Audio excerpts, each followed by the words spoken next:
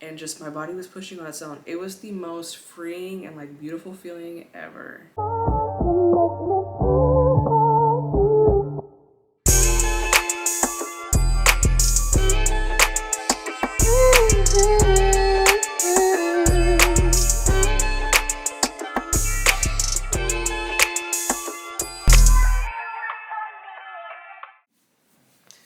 Hi you guys, welcome to my channel. My name is Brooke and I'm currently in the third trimester of my 5th pregnancy. Today we're going to be talking about labor and delivery, and I'm going to be sharing some of the answers to the most common questions that I get about my labor and delivery experiences.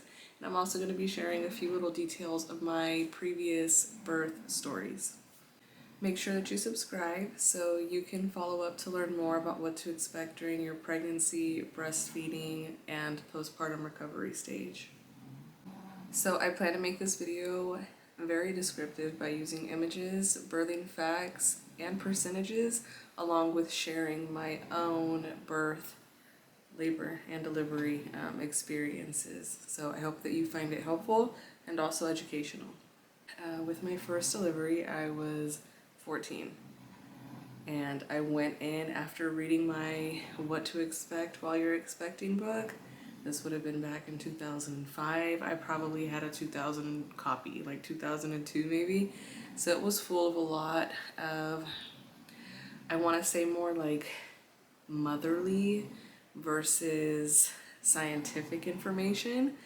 I had this huge birthing plan. I was expecting to go in and have this speedy, pain-free delivery, but I also knew that I wanted to go for a vaginal and non-medicated birth. The main thing I remember was having my birthing plan ready to go. I was really looking forward to following all the things that I had written down on my birthing plan.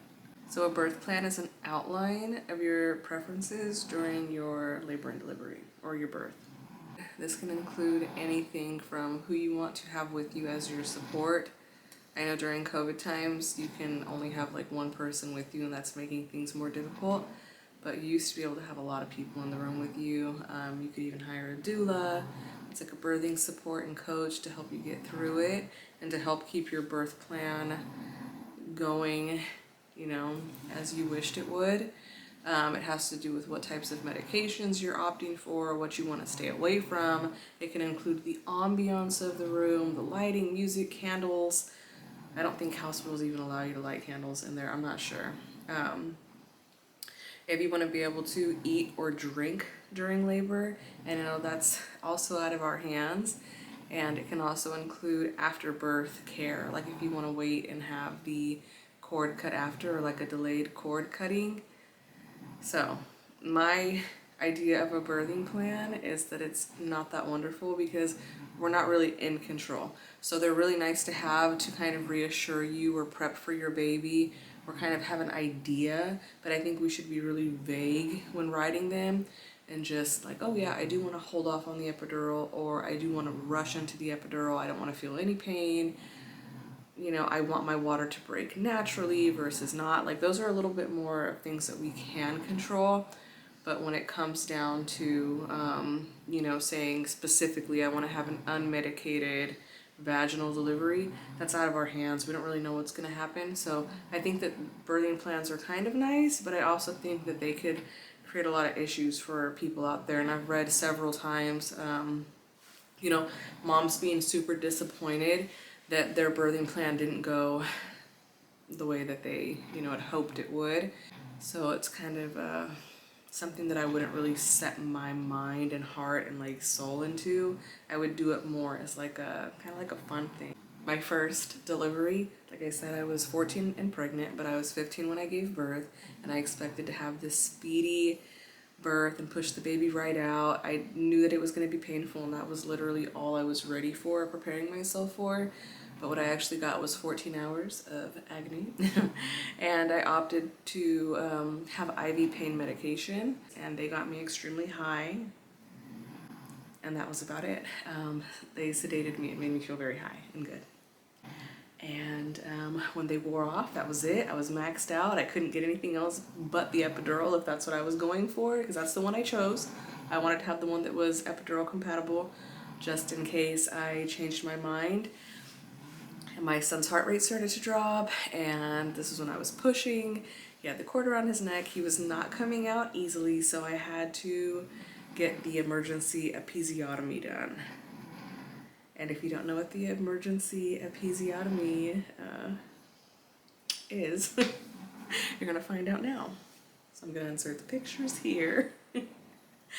And it's basically, so it's a surgical cut made at the opening of the vagina that usually runs vertically towards the anus. And this is to aid in a very difficult childbirth. If the baby's not coming out, there's not enough room, and they want to prevent you from tearing. An episiotomy actually will heal much quicker because they're able to stitch it up, and the stitch is very clean versus a tear, which can go in multiple directions. And yeah, that would be really painful. Oh, tears. And they're super common, and episiotomies are super common also. So with my next one, I was 19, and I was going through this homeopathic hippie stoner mom stage, and I knew that I wanted to go for another vaginal delivery with no epidural. I was also kind of exploring inducing myself, and looking back at it, I wouldn't recommend to anybody. I know that it's really common, especially with more like natural birthing or free birthers, doulas, and like home midwives and nurses. I came across castor oil, and I wanted to induce my own labor. I was 38 weeks, and I just was like, you know what, I'm done. And I wouldn't recommend it. I don't think it's a good idea. So if you're watching this and thinking about it, there's risks and complications, and I just don't think that they outweigh the benefits of delivering early because we're tired or our backs are hurting us. If your doctor decides that you should give birth early for whatever reason, like a medical reason, or there's something serious going on, 37 weeks is early full term. It used to just be full term back then when I was 19, but now they've shown that the baby's brain size develops way more after 37 weeks, and castor oil creates the complications of the baby. Well, for one, extreme cramping and diarrhea for the mother, but the diarrhea can also start to happen in the baby while it's still inside, so in utero, where they pass the meconium and ingest it. So it can cause severe lung infections and death. So I just don't think that it's a good idea. If you look at like the extremes of it, losing your baby because you're tired, I just don't agree with it. But I did it. I did it when I was 19, and I drank it twice. The first time I drank it, I had severe diarrhea, and I think it actually cleansed me, so that was a good thing. And then the second time I drank it, I didn't feel anything, but I just had this feeling, okay, I'm gonna give birth tonight. Like I told one of my friends, she stopped by, and I was like, you know what? I'm gonna have this baby tonight. Like I just knew it. Went inside, had dinner, and had my bloody show. So if you know what the bloody show is, this is what it looks like. There's a plug that forms in the early stages of pregnancy in the first trimester. It's basically mucus and discharge and skin cells and all that yummy stuff. And it forms right at the base of the cervix and the upper vagina, and just kind of wedges itself in the cervix, and it protects the baby from bacteria and infection. And, you know, so there's two different types. I want to say, even though they're not the same, it's the same thing, but the form that it comes out in. So you have the mucus plug, which is what forms for everybody, and then you have the bloody show. So that's when blood is present in the mucus plug. The mucus plug, you can lose it at any point of your pregnancy, and it will regenerate, it'll grow back because your body knows that it needs to be there. But when you actually have blood in it, and it's usually fresh blood or just even some old blood, but the sign or blood presenting in the mucus plug usually means that there's a current and active bleed, and because it's in the cervix, that means the cervix is starting to go through some sort of change or has gone through some sort of trauma even. So in the later stages of pregnancy, I want to say 37, 36 weeks even, might even be a little bit before, but ideally at 36, 37 weeks and beyond. If your bloody show is, coming out, then that usually means that you'll go into labor within 3 days to a week. Some people say 24 hours, and that could be just one of those like midwives or just kind of like that natural rule of thumb. The hospital may say otherwise, and oh, you can't really determine when. Whereas the mucus plug can come out anywhere from a week before labor, even before, but it will regenerate itself. So, like I was saying, I lost my bloody show. I wasn't having any contractions yet, and I felt fine, but I knew I was in labor. I was a little bit crampy, but felt different than the first time. Completely different than the first time. Not every labor is gonna feel the same. The pain is gonna be different depending on the position of the baby. You can be having no pain at all, like literally none. Or you could be having back labor where it's all in your back. You can have the period-like cramps. And I hate to say period-like cramps for labor because they're not really period-like cramps. It's, at least for me, it's not. It's more like a ripping, kind of like burning sensation in the uterus and like right above the pubic bone. And I don't even get the kind that like wrap around the back. Like it's just right there where it's at. It feels kind of like ground ligament pain. But get to the hospital, and that was the perfect labor and delivery. 6 hours from the first actual painful contraction until he was in my arms. I pushed him out in 2 pushes. My water broke naturally. That was absolutely wonderful. And I had no IV medication, just a good old-fashioned vaginal birth. I would love to have that kind of birth experience again. It was perfect. I can't even complain about it. So with my third birth, I think I was late, maybe 2 days, and I was so ready to give birth to this baby. I felt huge. This was a lot of weight gain. I had 2 other kids. I'm still, going to football practice and football games. It's winter, raining, like grocery shopping, all the household stuff. I think the third baby everyone thought was just gonna fly out, especially because baby number 2 came out so quickly. So they're like, get to the hospital as soon as you can. And that just wasn't the case at all. Saturday morning, my son had a football game, and her dad was like, just stay home. Like, we don't want the baby flying out at the football game. Yeah, little did we know I'd be in labor for 23 hours because she was in the wrong position. She was breech for majority of the pregnancy up until maybe a week before I had her, maybe a day even, I'm not too sure. But finally when she flipped, and I kind of encouraged her to flip, I don't think that she flipped in the right spot, and she was also facing up instead of my spine. She was facing, like my pubic bone or belly button. And I walked. The contractions didn't get very strong or powerful. They kind of stayed where they were at. And I just kept walking and like, trying to like bounce around on the birthing ball.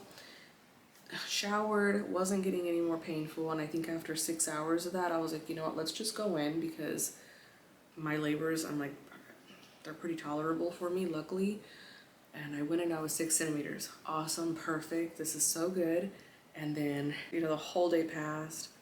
The night was freaking going past. My sister came out and she's like, I gotta drive home. And she was like a 2-hour drive from the hospital. She's like, my doctor went home for the night. She was like, you'll probably have a C-section tomorrow. And finally one nurse came in and was like, let's do an ultrasound to see where the baby's at. And like I said, she was sunny side up. And she also had like a torsion of the neck, meaning her neck was turned, and I don't know exactly how, but it was turned, so she wasn't gonna have that straight shot through the birth canal. And we just waited and waited and waited, and hours after that, the sun is coming up, which was horrible because that's what I had seen the day before with the first contractions that woke me up. There was one nurse who was a nurse in training, so she was still a student. I think she went to like Western or like Heald or something. And She was the only nurse on the floor. I think I was the only person giving birth. I think one other woman gave birth earlier that day, but she really liked the birthing room, and because there was nobody else in there, they were letting her stay in there versus going to like the shared like postpartum recovery room. So that was it. There was no other nurses. They were all probably relaxing or on lunch or something. She came in, she checked me. She's like, "You're still at 6." I was devastated. And literally as soon as she washed her hands, I was like, oh my God, I'm pushing. And my body was uncontrollably pushing, like uncontrollably. I had no control over it. And I felt myself grunting and bearing down and holding onto the side of the bed rail. And just my body was pushing on its own. It was the most freeing and like beautiful feeling ever to just, my body was doing what it was supposed to be doing naturally, like completely naturally. I think it just, to this day, I think it's so awesome that your body can do that. That uncontrollable pushing is called the Ferguson reflex, and that's when the body uncontrollably just pushes the baby out naturally without her actually using any pushing force herself. It's just the body expelling the baby on its own with no help. I think that's so awesome. I love it. I think it's so good. And the nurse was telling me, "Stop, don't push, don't push." I can't help it. Like, girl, I'm pushing this baby out. My body's doing it. I can't stop it. And the baby came right out, and that was it. Like, there was nurses were running, the alarms were going off. I had a lot of bleeding after I gave birth to that baby though. I don't know what happened. I just bled a lot after I gave birth to her, like all over the place. I could have had a little bit of a hemorrhage. I'm not too sure. With the hemorrhage, that's basically where you have like an unstoppable or an uncontrollable bleeding. And of course the bleeding is coming from the uterus. You gave birth to this baby, you push this placenta out, and sometimes the placenta won't detach either completely, fully. It'll detach too fast, it'll detach improperly from the uterine wall. And it's a pretty big thing. Like if you look at the size of the uterus and the size of the placenta, it's pretty big. That bleed is pretty big. It's not a small bleed, and that's why you'll find nurses massaging the uterus to try to help it contract. And contractions are super important for afterbirth and birth, but if it's not happening right, the blood vessels that line the uterus won't stop bleeding, and you'll bleed out. It can cause you to have a blood pressure drop, excessive bleeding, blood loss, passing out, and death, you know? Super dangerous. So my 4th baby, and that labor and delivery vlog is here on my YouTube channel. If you want to find it, you can watch that video if you want. It's here. I think it's just my labor and delivery story. That one was an induction. So that was my 4th baby. He was an induction. I got induced for several reasons. So it just worked better and kind of fit into our schedule, which I hate saying.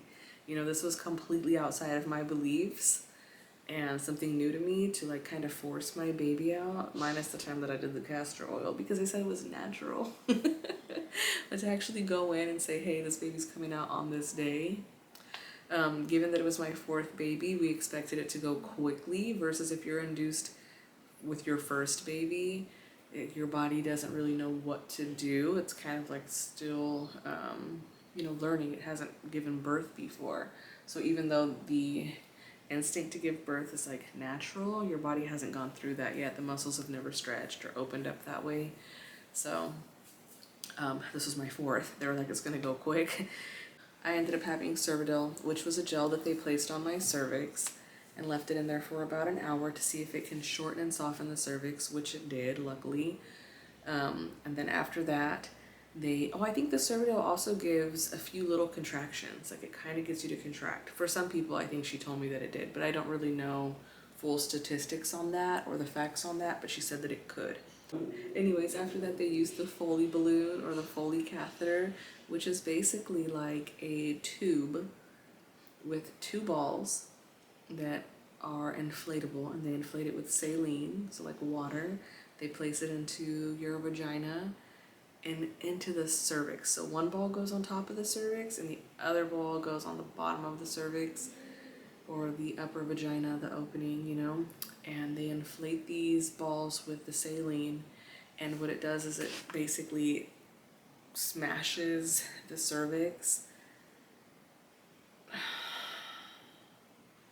Painful. It smashes it, so basically gets it to shorten and then basically open. Just the idea is so painful to me. It was bad, but it wasn't horrible. Like they were telling me, oh, you know, a lot of people scream when this is happening. I wasn't screaming. I was just like, oh God, like, can you stop? Like, get it done. And then once the cervix is stretched to that size, it just falls out. The Foley balloon will just fall out or be able to pull right out. So I think I had that in for like 2 hours also. And when it comes out, you'll be at 5 to 6 centimeters. And hopefully at this stage, you already are having some natural contractions that are starting to pick up a pattern. After that, they decided to give me Pitocin. Pitocin is basically a synthetic hormone that they use to get your uterine contractions going. So it's basically going to force your uterus into thinking, because you do release a chemical when you're in labor. So this is the synthetic, or like the fake version of that hormone. Sorry, not chemical. You know, that gets labor going. So they're basically forcing your body to think that hormone is present, which I guess it kind of would be because they're giving it to you. Anyways, that's painful. And that's why a lot of people choose not to be induced, or why a lot of inductions take so long, just because it's a synthetic hormone. Your body's not actually like fully in labor on its own. So they have to do those measures beforehand to get your body to really think, okay, cervix is shortened and soft. Cervix is now dilated. Now we're having contractions. So it kind of triggers your body, versus like they used to just go straight into Pitocin. So you'd be in a lot of pain for a really long time, because you're going from having this tight closed long cervix to having contractions on the uterus. You kind of need the whole team to come together and get this labor going.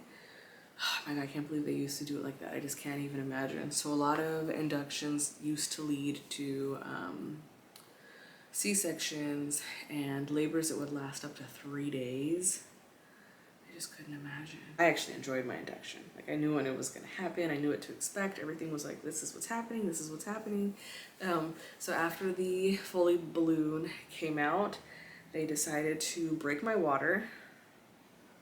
So a doctor went in, broke my water. They used a little tool. It's just called the amniotic hook, and it's like a little hook on it, and they go in and they pop, or they just kind of snag the side of the amniotic sac. And of course they can get into there because the cervix is so open, so it's not really going through a small place at this point. I think if you are not having the Foley balloon and you're just having a slow progressing labor, but you are just a few centimeters dilated, they can still get in there and break that water easily.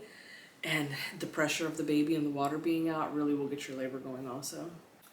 One of the risks with getting your water broken is having the umbilical cord basically come out, an umbilical cord prolapse. That's where the umbilical cord will come out down into the vagina before the baby, and that can cut off the baby's oxygen and, you know, blood supply and everything. So my doctor was really careful not to let the cord come out. I remember, I think he kind of had 2 hands inside.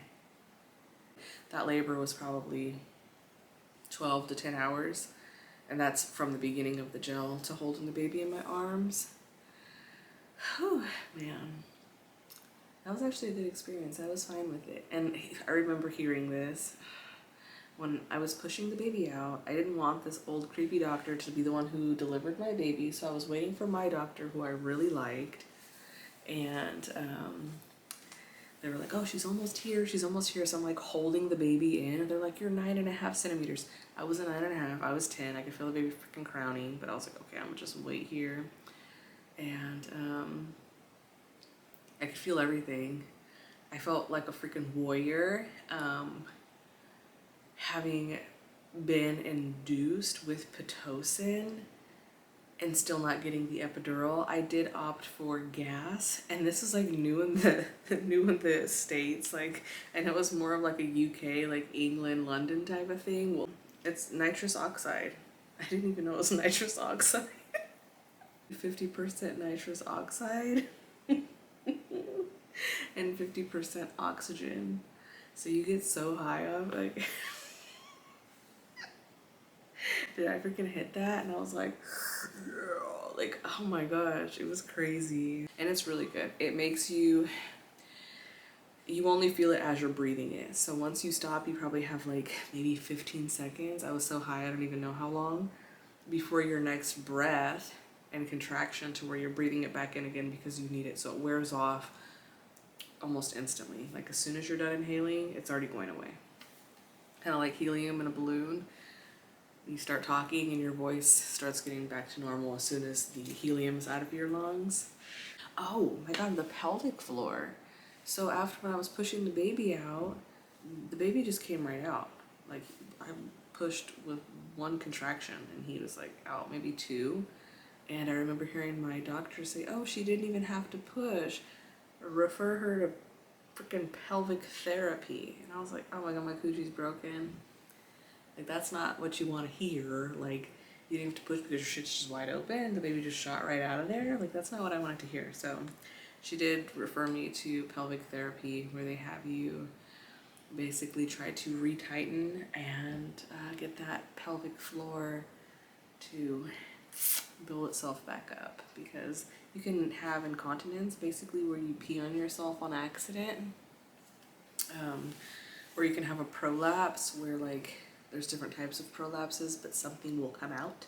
It could be your cervix coming out of the vagina and like out of the vagina, a uterine prolapse where the uterus and the cervix fall out of the vagina.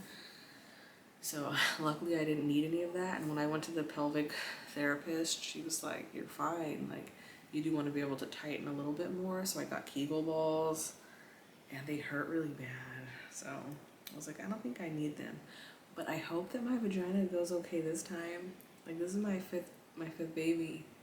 I've been pushing babies out for years. And I think my vagina's all tuckered out. If I got to choose my favorite birth, it would be the second birth. That one was amazing. Oh my gosh. Okay, so that's it for this video. If you guys liked it, don't forget to give it a thumbs up and comment. I love reading birth stories, and I know a lot of other moms are kind of interested in reading birthing stories, so if you want to share yours in the comment, please share it. I love reading it. I'll read it even if somebody else doesn't read it. I like them. And I hope you have a great day, night. I don't know what time it is. Okay, bye. I suck at outros.